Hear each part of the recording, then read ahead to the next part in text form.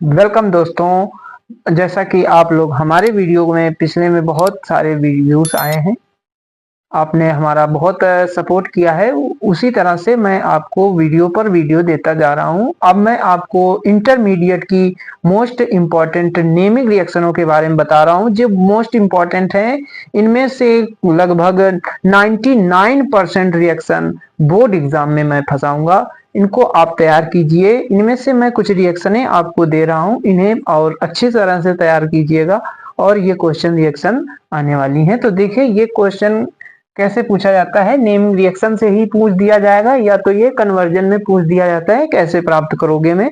तो इनको आप ध्यान दीजिए। तो पहली नेमिंग रिएक्शन है हमारे पास डार्जेन अपक्रिया। तो ये डार्जेन अपक्रिया जो होती है ये हैलो एल्कीन बनाने की एक नेमिंग रिएक्शन है। तो हैलो एल्कीन कैसे बनेगा, तो एथिल अल्कोहल या मेथिल अल्कोहल को थायोनिल क्लोराइड के साथ जब गर्म करते हैं तो एल्केन का हैलो एल्केन का निर्माण होता है। तो इसी प्रकार की अपक्रिया को कहा जाता है डार्जेन अपक्रिया। तो देखिए, जैसे हमने लिया है C2H5OH, ये एथिल अल्कोहल का फार्मूला हो गया। SOCl2 ये होता है थायोनिल क्लोराइड का। प्रीडीन की उपस्थिति इसमें दी जाती है, तो प्रीडीन दे दिया और इसे गर्म कर देना होता है। तो बनेगा C2H5 Br बन जाएगा, एथिल ब्रोमाइड हो, Cl जोड़ेंगे क्योंकि यहाँ पर Cl है तो एथिल क्लोराइड बन जाएगा, प्लस SO2 बनेगा, प्लस HCl आएगा। तो इस प्रकार से एल्कोहल से हैलो एल्केन का निर्माण डार्जेन अपक्रिया के नाम से जाना जाता है। अब देखिए आगे की कुछ और रिएक्शन मैं आपको बता रहा हूँ।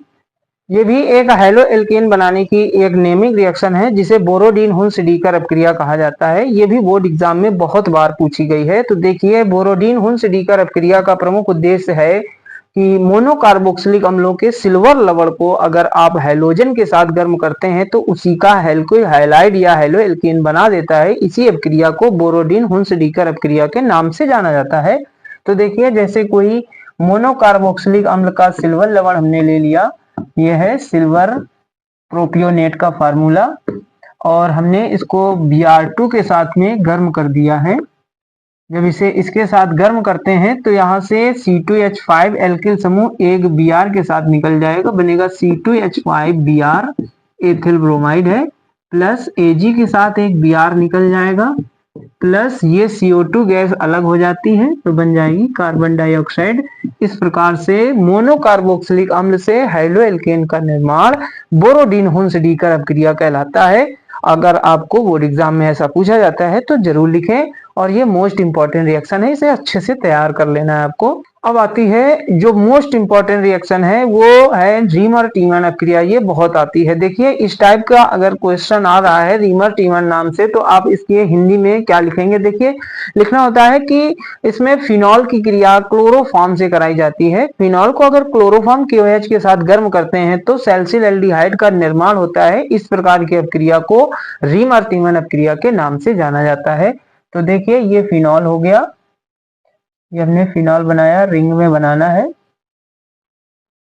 और OH ऊपर जोड़ दिया हमने, प्लस क्लोरोफॉर्म लिखेंगे CHCl3 और KOH के 3 अणु लिए जाते हैं, पोटेशियम हाइड्रोक्साइड है, इसे गर्म कर देना होता है। तो ये रिंग की आर्थो पोजीशन है, यहाँ पर हमें CHO समूह जोड़ देना होता है। तो यहाँ पे जुड़ जाएगा CHO समूह, ऊपर OH बना रहेगा, इस जगह CHO आएगा, बाकी 3KCl निकल जाएगा। 3Cl है, 3K है तो 3KCl बन जाता है और 2H2O निकल जाएगा। इसका नाम है सैलिसिल एल्डिहाइड। तो इस प्रकार सैलिसिल एल्डिहाइड फिनॉल से निर्माण होना ही रीमर टीमन अपक्रिया कहलाता है। अब मैं आपको और मोस्ट इंपॉर्टेंट अपक्रिया बताने जा रहा हूँ। तो देखिए, कार्बिलेमीन अपक्रिया बहुत ज्यादा आती है क्योंकि इसे हम आइसोसाइनाइड के परीक्षण के नाम से भी जानते हैं। तो ये ऐसे भी क्वेश्चन आता है कि आइसोसाइनाइड परीक्षण दीजिए, तो उसमें आपको कार्बिलेमीन अपक्रिया ही देनी है क्योंकि इसमें एमीन समूह जो होता है वो आइसोसाइनाइड समूह में कन्वर्ट होता है जो दुर्गंध युक्त होता है। तो इसमें क्या करेंगे, एनिलीन या एथिल एमीन की रिएक्शन करवाई जाती है। सपोज दैट हमने एनिलीन लिया है, आप एथिल एमीन से भी इसकी रिएक्शन करवा सकते हैं। ऊपर NH2 जोड़ देने से एनिलीन बन जाता है, प्लस क्लोरोफॉर्म की रिएक्शन होनी है, CHCl3 होगा और 3KOH या 3NaOH यहाँ लिया जा सकता है, इसी को गर्म करते हैं तो ये NH2 समूह जो होता है वो NC समूह में कन्वर्ट हो जाता है। NC का मतलब होता है आइसोसाइनाइड समूह। तो देखिए यहाँ पर NC में इसे हम कन्वर्ट कर देंगे, ऊपर अब लग जाएगा NC प्लस, अब 3 के साथ KCl निकल जाएगा, 3KCl हो जाएगा और 3H2O हो जाएगा। ये मोस्ट इंपॉर्टेंट रिएक्शन है कार्बिल-एमीन अपक्रिया, इसका नाम है फेनिल आइसोसाइनाइड, क्योंकि ये एक आइसोसाइनाइड का परीक्षण देती है, इसीलिए इसे कार्बिल-एमीन अपक्रिया के नाम से जाना जाता है।